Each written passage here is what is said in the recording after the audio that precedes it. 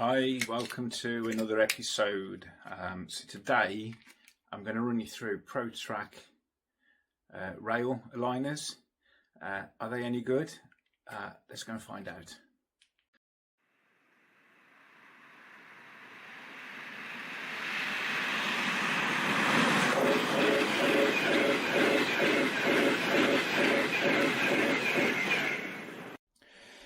So, hi guys, welcome, Oxley Central, calling in again. I just want to go through these items I found by ModelTech. They are ProTrack rail aligners, and I guess we want to talk about how well they are and how easy they are to fit.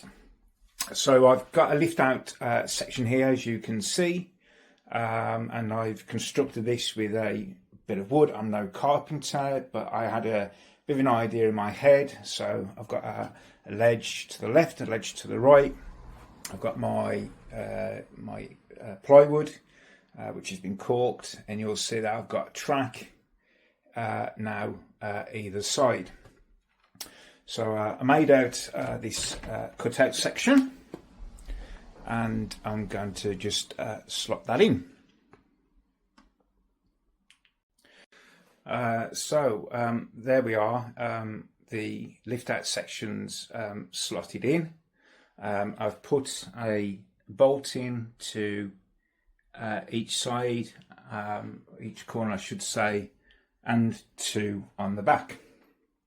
And what I've done is as you can see here, I've got the rail aligners connected, and you'll see here where they haven't, and literally I just found it easier to get these pieces in and slot them. Obviously you've got to find the right piece and get it in, but you get the idea of it. Now the reasoning for this was I bought the rail aligners, and from what I read was that if you've got a lift out section, you place the piece a little bit further over here. So for example, like that.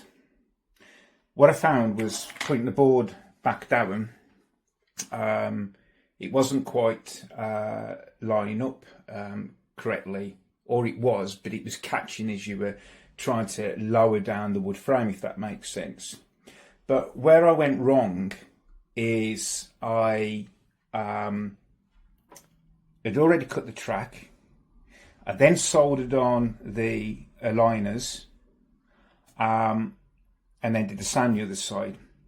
When I dropped this in place and then tried to join them, whilst they were joining, the actual rails themselves were really minuscule amounts out, 0.01 maybe, but just enough for obviously the trains not to go over without them sort of derailing or whatnot. So I ended up buying some more, and what I did was this time I actually had the flexi track, sort of standard 36-inch I think it is, and what I did was I cut out the one piece for each part. So there was four parts to cut out, 4 sleepers each side, and soldered them in place, and then I cut them.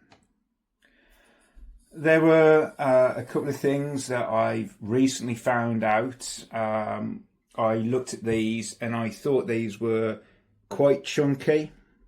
You can see that there's perhaps just a little bit of bounce here, and it's just, this video really is just to make people aware of the fact that there are several versions of this. There is a universal end gauge, and it said it was for code 55, code 80, and I thought fine. So I ordered those, and I've used them fine, and I used normal solder.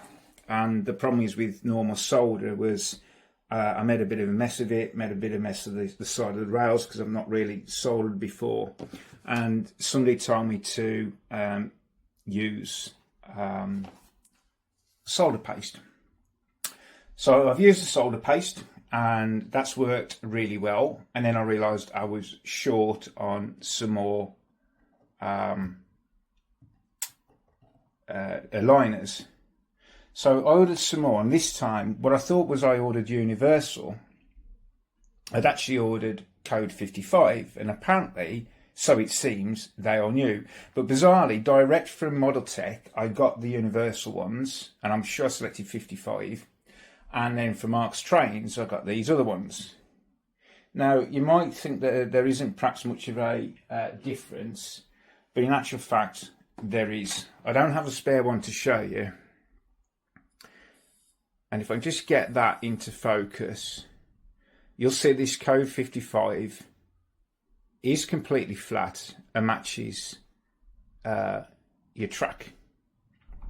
However, because I've already spent 20 quid on the other ones, I'm not going to waste them, you'll see, I'll get one that hasn't been used, you'll see that that is a lot thicker, which has meant that when you look, you can see that there's a slight incline. And what I've read according to the instructions is you do need an additional 1mm of cork underneath. So that's what I'm going to do. So this video is just a bit of a heads up. Make sure that you order the correct rail aligners, and take your time with it. Make sure you use solder paste. First time I've soldered before, so it was all a complete new experience to me. But I think what I do want to do is I'm going to show you now what I did and how I did it. Cutting the sleepers, soldering the sleepers, and then I used what they call a razor saw. I tried Dremels, Dremel cutting plates, whatever you want to call it, circular saws. And every time I tried to cut the track, the Dremel would sort of move a little bit and stuff, and eventually the gap between the rails was too large for anything to run over it. So I did some reading, did some research, and came across this razor saw. They're made by Gauge Master. They're about £14. And it's been absolutely brilliant for me, to be honest with you.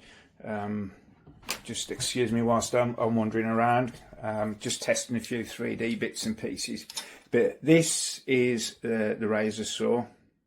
I don't know whether you can buy replacement blades or not. I couldn't tell you. If somebody can let me know, feel free. But this is fine, very fine saw, just about catch it in the light there. And I think there's 32 or 52 teeth per inch or something like that. But I found cutting the track very, very easy with this. So I'm going to go and grab one of these now, and I will show you what I did. There we